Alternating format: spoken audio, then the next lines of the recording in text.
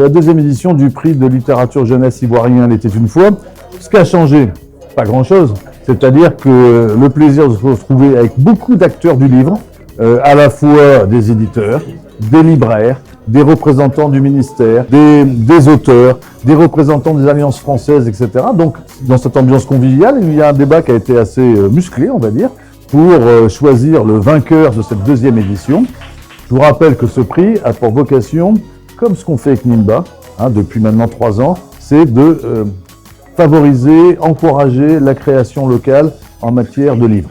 Et donc là, c'est un prix qui est organisé de manière un peu particulière, c'est-à-dire que les gens découvrent le thème du concours le matin, le samedi matin, quand ils vont dans des lieux physiques ou en ligne pour écrire. Ils ont 4 heures pour écrire et remettre une sorte de synopsis de ce que pourrait être l'histoire qu'ils ont imaginée. Et nous, on débat entre nous pour choisir le vainqueur.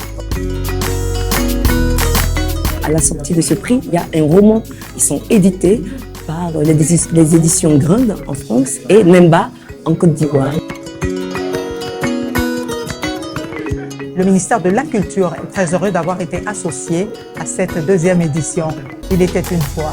Et nous avons même accueilli cette activité au Salon du Livre pour enfants et adolescents où sera proclamé donc les résultats de cette deuxième édition.